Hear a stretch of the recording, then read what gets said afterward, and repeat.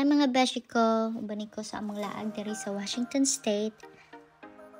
Karon padulong mi sa Lake Chelan State Park.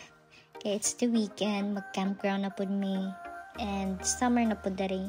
Tig-init na pud siya. So every time mag-summer, magsige lang gyud mig laag kay 4 season diri, mag-snow, mag-init, mag-spring. Dari niabot namin sa Lake Chelan State Park ang uban sa'yo nakaabot. So bali nakaset up na sila sa ilahang tent.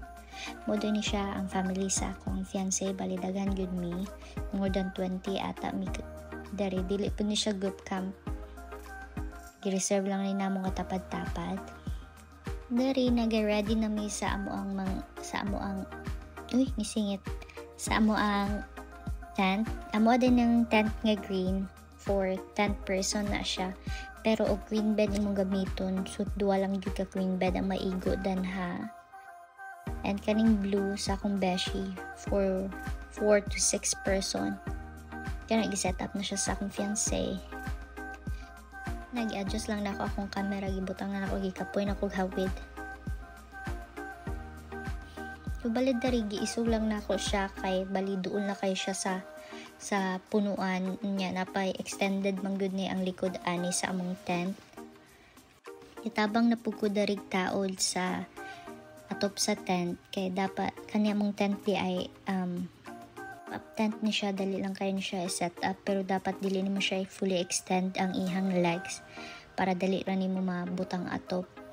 Pero okay na lang kay akong fiancé taas man pod, maabot ra man niya. Moto ni tabang lakog taod sa atop. Unya kaning murag awning namo sa front. Kadua-dua ko kung ibutang ba nako siya or dili kay say kailangan man na nimo siya stick og pise. Nya basig mapandol ang mga tao, so wala na lang namo ibutang pod kay since init-init man pod siya ugma, so pilo na lang namo siya sa akong papa. Dari nga side na busy gud mi dari og taod ani. Nya kani anak ni sa ako ang family lang pod, bisig dagan-dagan po.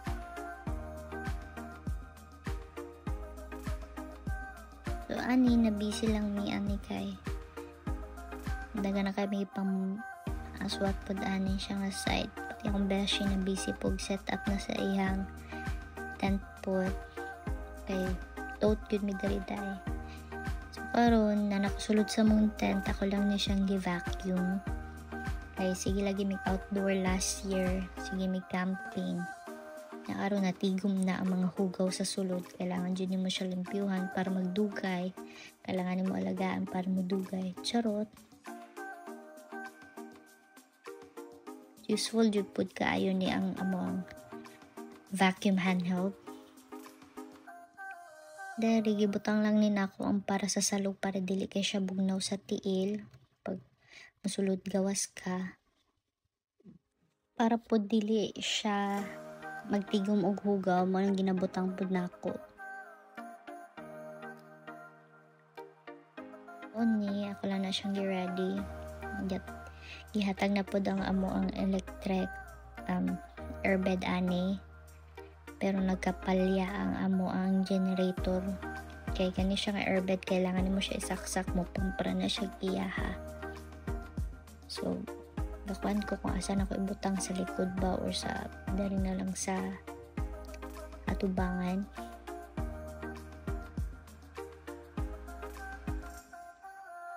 Dari kay duha man mi bali upat mi dari sa tent, so namili ko kanibang for one person ang gamitin ni Papa or queen bed.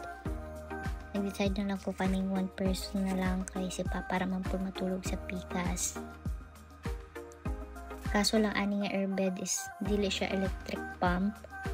Kailangan siya imano-mano ni mo, good thing nakadala ang igagaw sa ko ang fiancé o vacuum. So mao to, gi-vacuum na lang namo siya kay para dali ra kay sa imo i-pump mano-mano.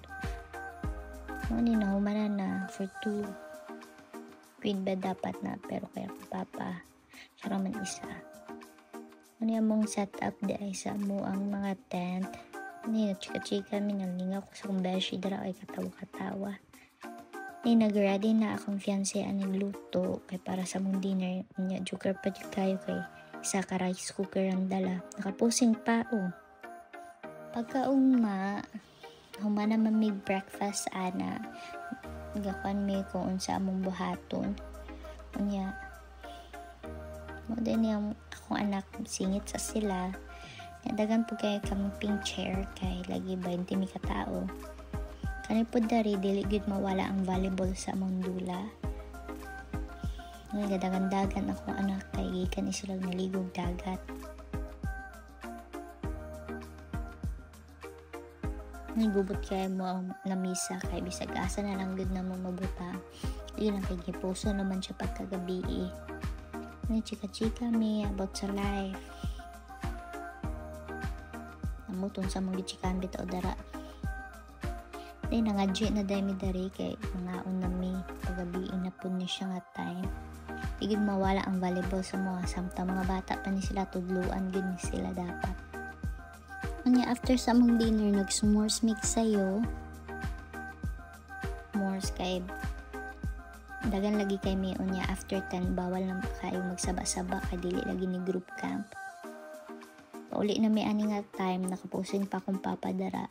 Dili yun mawala ang mandatory nga video or picture sa amo ang paglaag. Thank you for watching. Till next time, beshies!